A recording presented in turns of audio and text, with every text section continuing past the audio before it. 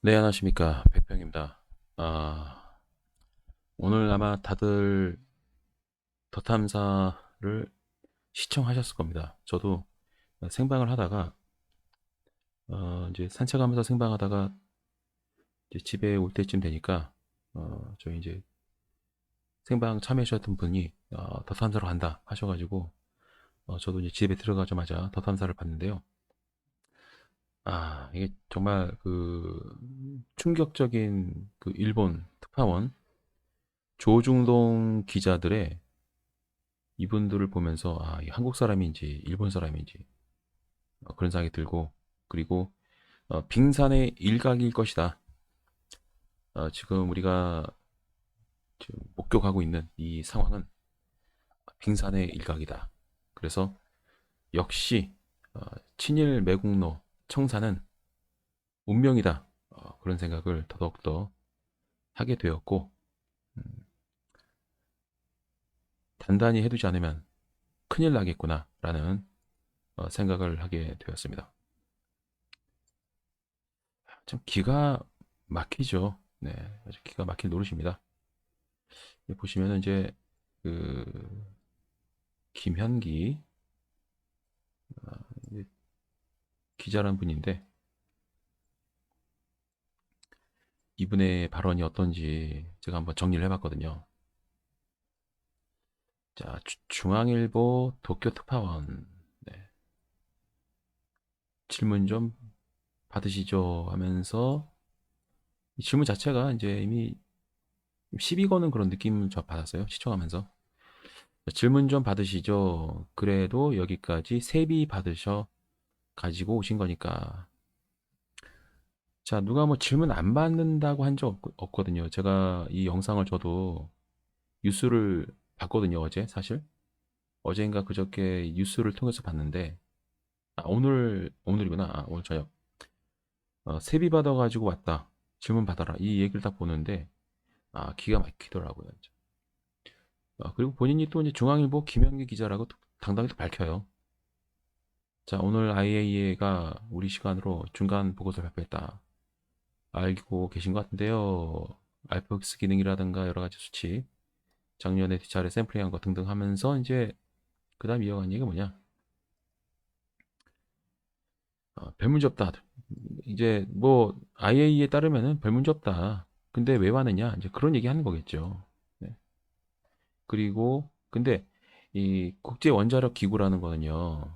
이게요. 무슨 뭐 어떤 강제력이 있는 그런 것도 아니고요. 예를 들면은 NPT 같은 경우는 Non-Proliferation Treaty, 즉 핵 확산 억제 조약이기 때문에 거기에 대해서는 따르지 않으면은 경제 제재를 받습니다. 근데 원자력 기구 같은 경우는 그냥 이 원자력 발전소를 운영함에 있어서 핵무기나 뭐 이런 게 아니라 이제 이 원자력 관련해서 뭔가 이 국제적인 어떤 뭐 정보 소통 등등 이런 기구일 뿐이에요. 여기서 뭔가 뭐 경제제를 발표했다는 얘기를 여러분들 들어본 적 없을 겁니다. 있다면은 이제 뭐 예전에 북, 북한의 핵무기 관련해 가지고 북한 원자력 발전소 그거 이제 사찰 갈 때 한번 간 적이 있죠. 근데 그게 또 보고서를 작성하고 뭐 그런 차원이고 참고 자료를 사용했던 거지. 거기에 보고 내용을 뭐 미국이나 이런 나라들이 전적으로 신뢰를 해가지고 그 결과에 따라서 뭔가를 조치를 취하거나 그러진 않았어요. 자, 그 IAEA가 별 문제 없다라고 박뉴스에 이제 얘기했으니까 우리 따라야 된다 이런 얘기예요. 말하자면 이 사람은 권위 있는 전문기관, 가장 권위 있는 전문기관, 네. IAEA가 진짜 그렇게 가장 전 세계적으로 권위 있는 기관이라면 왜 북한 예전에 그 원전 그 사찰을 할 때 그때 미국이 또 따로 파견했나요? 미국이라든가 다른 나라에서 또 별도로 같이 파견을 한 거거든요. 그러니까 IAEA에서만 파견해서 IAEA의 어떤 그 보고서나 이 사찰 내용 그걸 가지고만 판단하는 게 아니고 미국에서 다 또 자기네들 핵 전문가를 또 따로 파견합니다. 같이요. 과거에 그랬습니다. 예전에 북한이 한번 사찰 받은 적이 있거든요. 가장 권위 있다라고 볼 수는 없어요. 자, 그리고 또 하나는 이 국제기구라는 게요. 강제력이 이렇게 없습니다. 그러니까 맞으면 회원국 또는 뭐 비준을 하고, 물론 다른 의무는 있긴 하겠지만 어떤 강제력까지 발생했다고 볼 수도 없고요. 그리고 가장 권위 있다고 보기도 어렵습니다.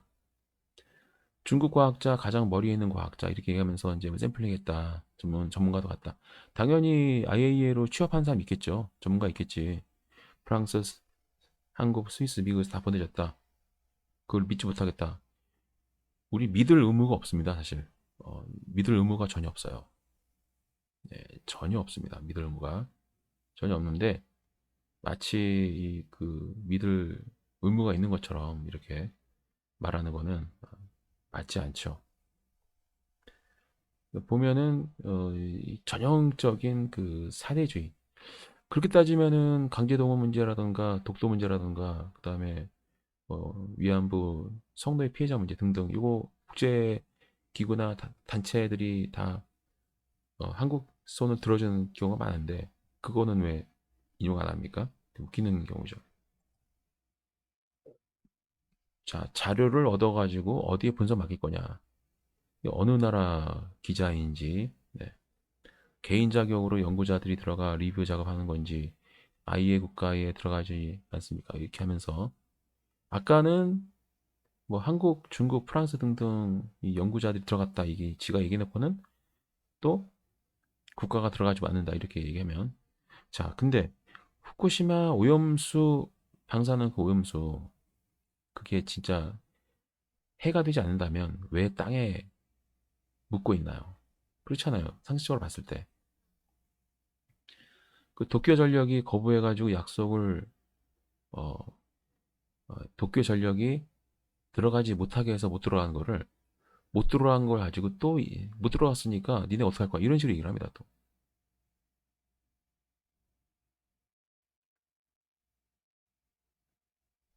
이게 그러니까 뭐 일본 기시다 정부의 대변인인지 변호사인지 알 수가 없습니다. 어느 때보다도 친일 청산이 가장 필요한 상황인 거라는 거를 마치 이게 지금 윤석열 정부 들어가지고 숨어있던 친일파들 그냥 총 공세에 나서는 것 같아요. 야, 드디어 우리들의 시대가 왔다. 드디어 우리의 존재를 알리자. 그러고 나서 작정하고 나서는 것 같아요. 자, 김철중 기자, 조선일보. 제일 먼저 못 들어간 거 아마 예상했을 겁니다. 알면서 물어보는 거죠. 네. 김철중 기자가 딱 치고 나가니까 바로 김현 기자가 그냥 다시 합류해가지고 어, 제일 먼저 못 들어갔는데 오염수 관련 주장 어떻게 할 거야? 뭐 이런 식으로 따지고 들어갑니다. 김현기 기자가 이렇게 공격적으로 가장 공격적이더라고요. 그러니까 계속 이어지는데 뭐 과학적 근거를 대봐라 이런 식으로 하면서 뭐 처음부터 뭐 세비 받아서 왔는데 하면서 조롱하기 시작해가지고 지금 이 윤석열 대통령이 대놓고 그냥 친일을 해버리니까 아주 그냥 숨어있던 이 세력이 아주 그냥 어, 벌건대낮에 활보를 하기 시작하는 것 같아요. 이상훈 기자가 뭐 저기 이낙연도 이제 동아일보 특파원 출신이지만 이상훈 기자, 네, 특파원이다 하면서 이제 IA를 부정하느냐 뭐 이런 식으로 또 얘기를 해요.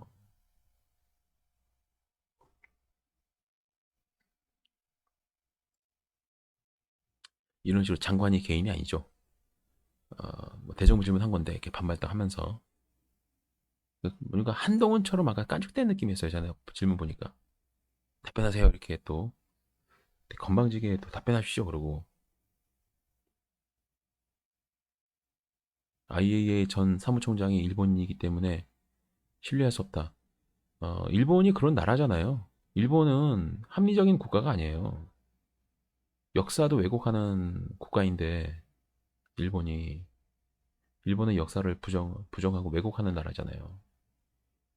그런 일본이 사무총장으로 있을 때 과연 일본이 그 일본인이었던 전 사무총장이 일본을 위해서 일을 하지 공정한 일을 하겠습니까? 하질 않죠.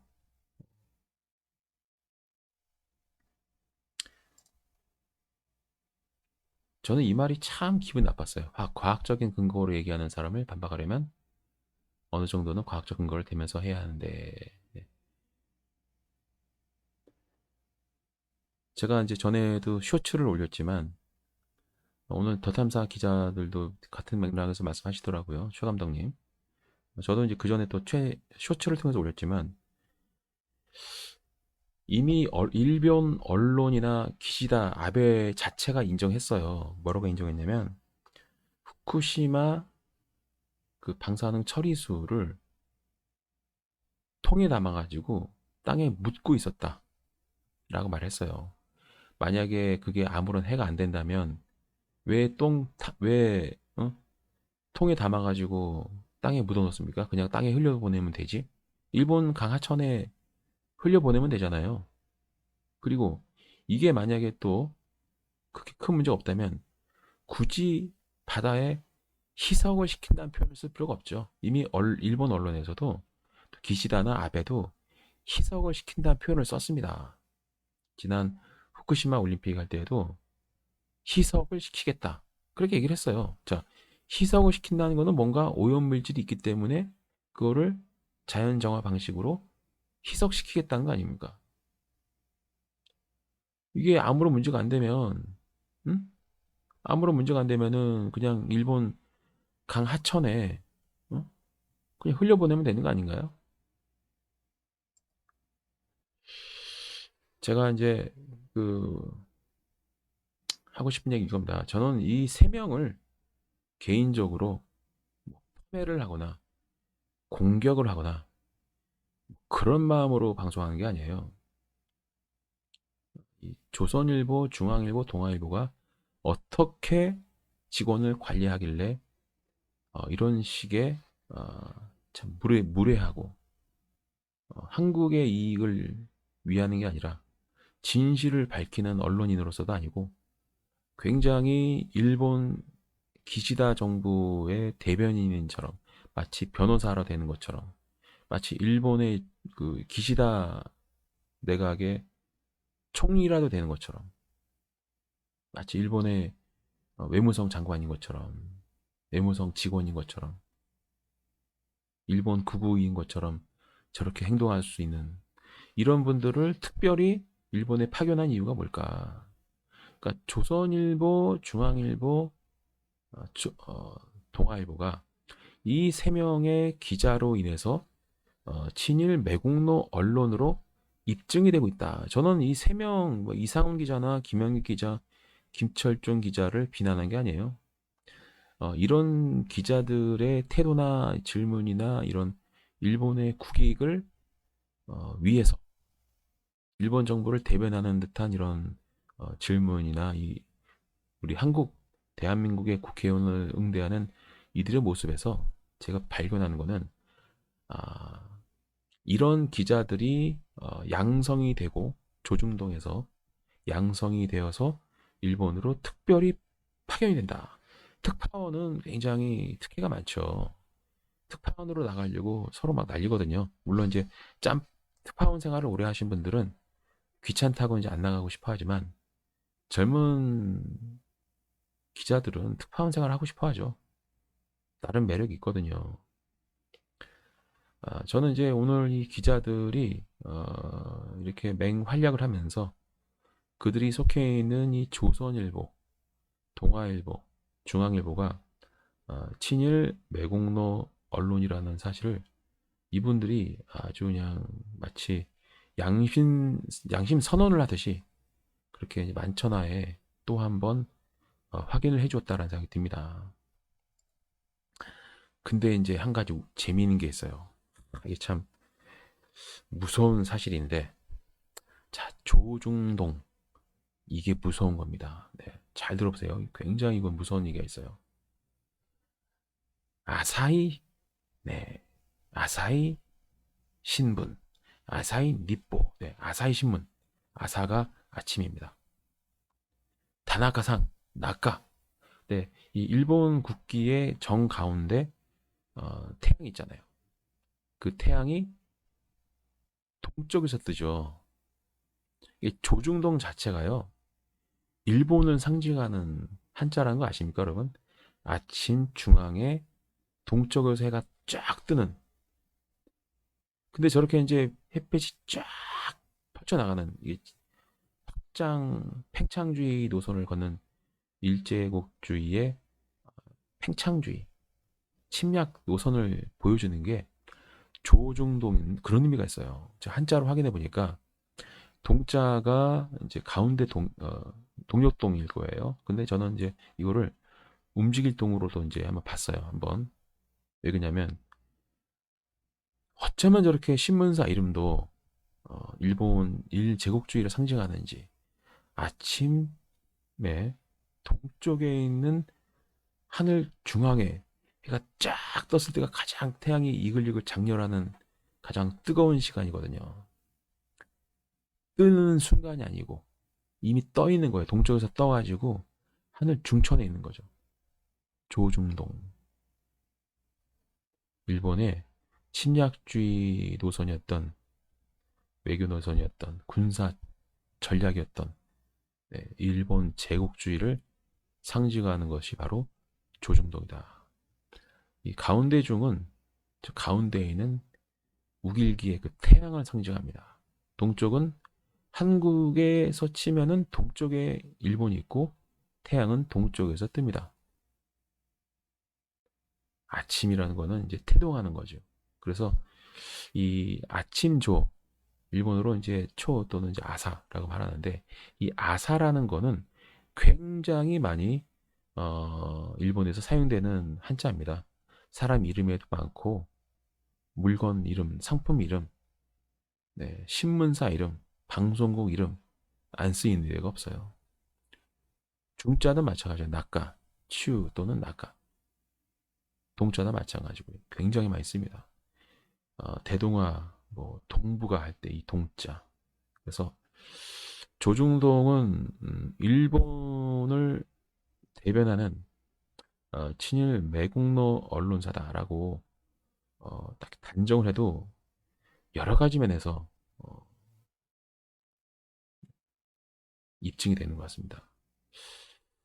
아, 참, 예, 제가 이 친일 청산을 계속 외치고 있지만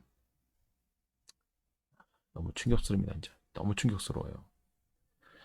자, 오늘 이 영상을 통해서 다시 한번 우리 친일 청산의 길을 함께 가고자 하는 우리의 그 연대된 집단지성의 잘 조직된 행동, 그 어느 때보다도 이 시대가 요구하는 것 같습니다. 자, 이만 마치도록 하겠습니다.